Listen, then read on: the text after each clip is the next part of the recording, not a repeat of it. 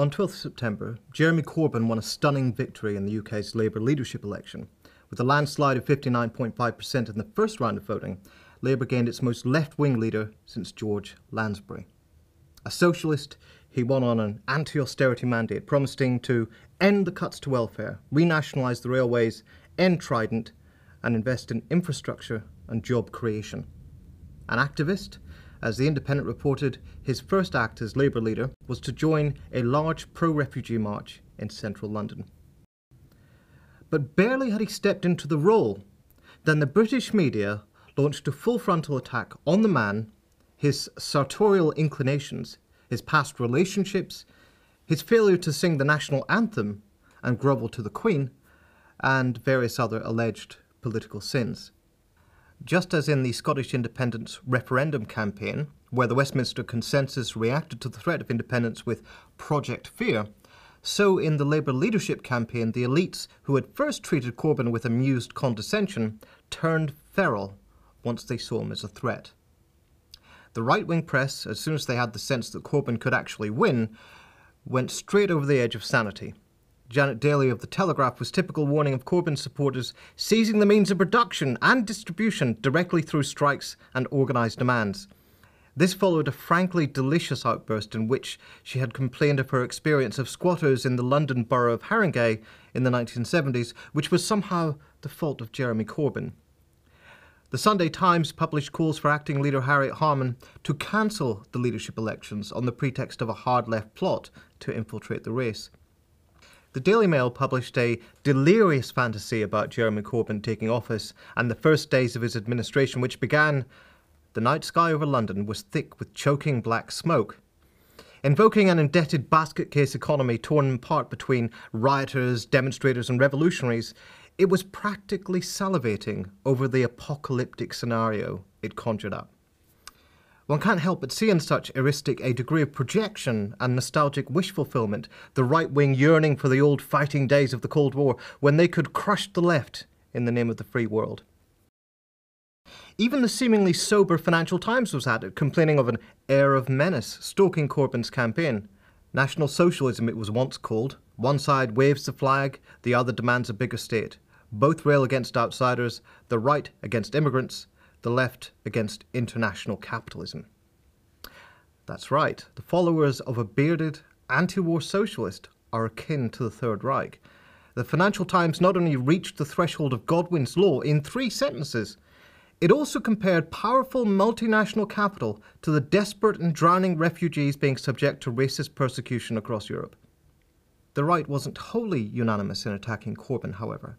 Peter Oborne, an old-fashioned Tory, is an honourable exception. He wrote a piece for the Daily Mail saying he was cheering for Corbyn and defended him not chiefly on the basis of his policies, but simply on the grounds that there is something profoundly undemocratic about trying to force the political leaders to sound like differently flavoured versions of one another.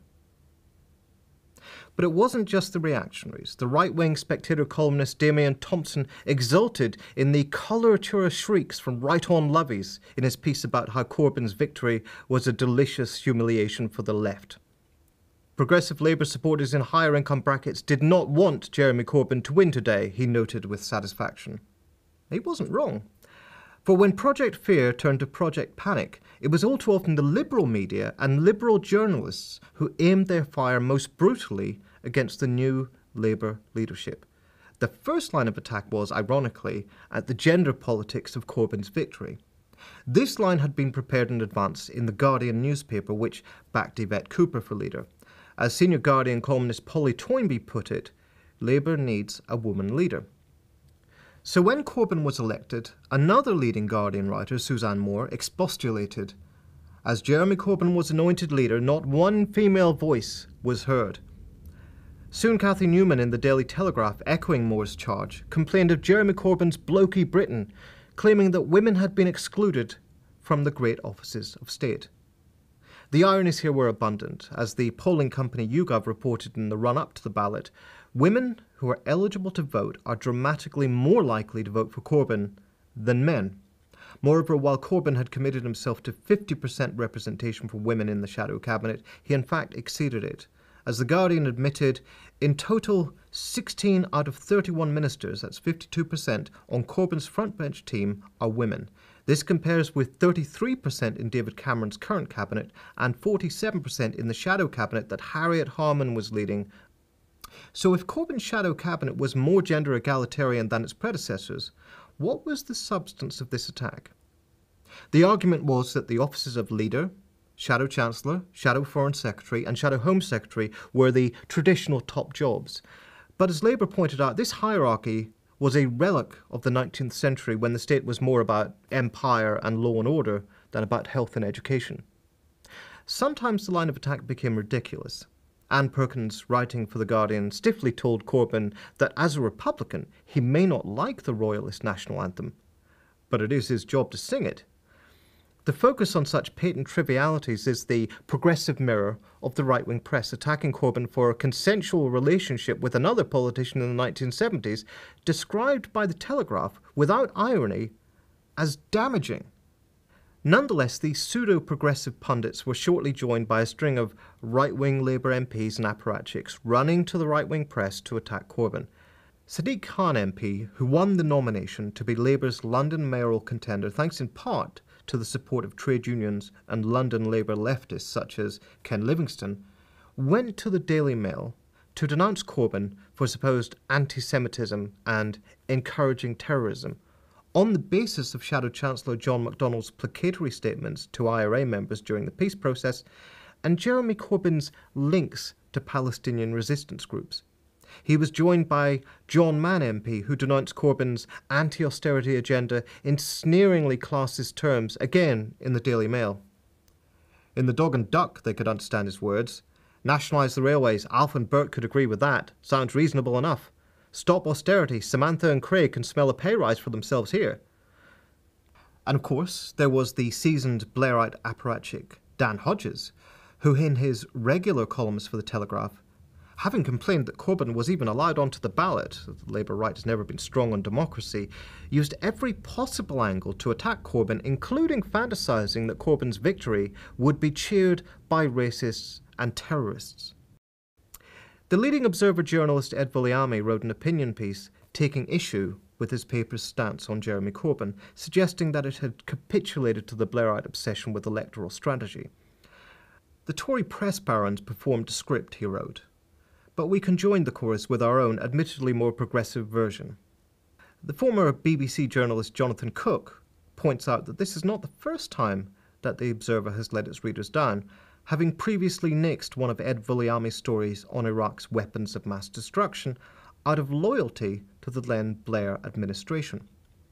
It appears as if their political alliance with the right wing of the Labour Party and convergence on basic ideological outlook at times comes before their commitment to journalism.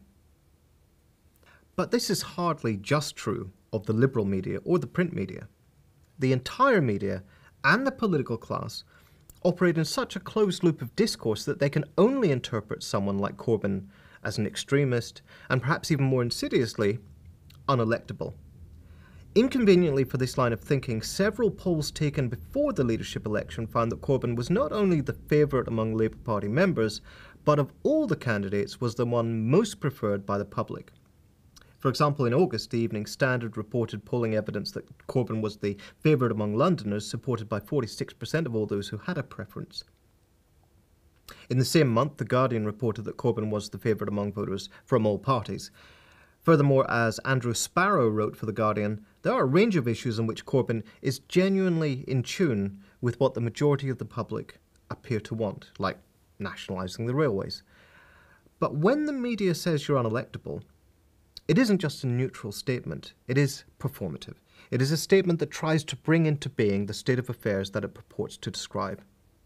Take, for example, The Independent newspaper.